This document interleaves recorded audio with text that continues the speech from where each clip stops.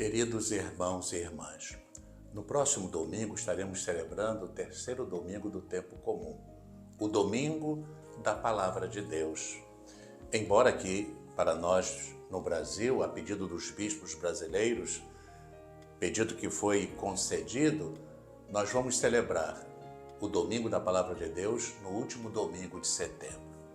Mas o Papa Francisco instituiu esse terceiro domingo do tempo comum como o domingo da Palavra de Deus. Eu gostaria de refletir brevemente sobre isso. Com a carta apostólica sob a forma de moto próprio, Aperuit Illis, de 30 de setembro de 2019, o Papa Francisco instituiu o domingo da Palavra de Deus, estabelecendo que fosse celebrado no terceiro domingo do tempo comum, quando todas as leituras proclamadas no Evangelho, seja no ano A, seja no ano B, seja no ano C, apresentam a figura de Jesus como anunciador do reino de Deus. O Papa Francisco, evocando e comentando a aparição de Jesus aos discípulos de Emaús e em seguida aos 11, assim inicia sua carta apostólica. Abriu-lhes o entendimento para compreenderem as Escrituras. Trata-se de um dos últimos gestos realizados pelo Senhor ressuscitado antes da sua ascensão. Encontrando-se os discípulos reunidos, Jesus aparece-lhes, parte o pão com eles e abre-lhes o entendimento à compreensão das Sagradas Escrituras. Revela a aqueles homens temerosos e desiludidos o sentido do mistério pascal, ou seja, que ele, segundo os desígnios eternos do Pai, devia sofrer a paixão e ressuscitar dos mortos para oferecer a conversão e o perdão dos pecados. E promete o Espírito Santo que lhes dará a força para serem testemunhas deste mistério de salvação. Em seguida, salientando ser extremamente vital para a nossa identidade, a relação entre o ressuscitado, a comunidade dos crentes e a Sagrada Escritura, Francisco afirma: sem o Senhor que nos introduz na Sagrada Escritura, é impossível compreendê-la em profundidade.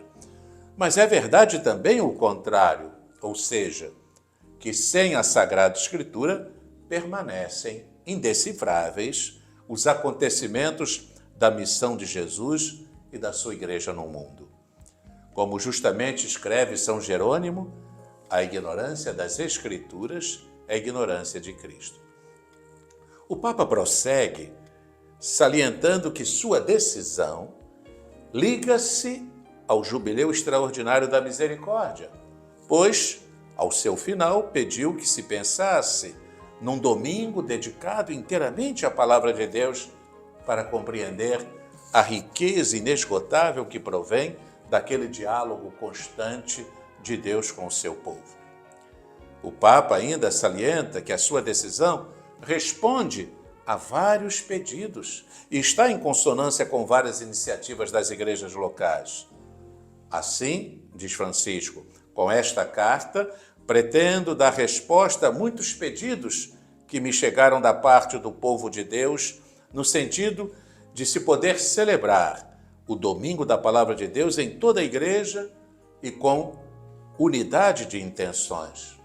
Já se tornou uma prática comum viver certos momentos em que a comunidade cristã se concentra sobre o grande valor que a Palavra de Deus ocupa na sua vida diária.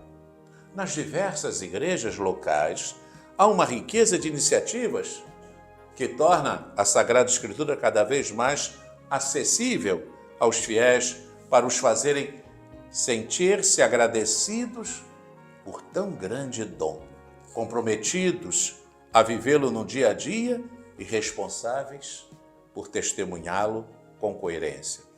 O Papa recorda ainda que a sua decisão avança na linha do Concílio Vaticano II e do Sínodo de 2008 sobre a Palavra de Deus na vida e na missão da Igreja.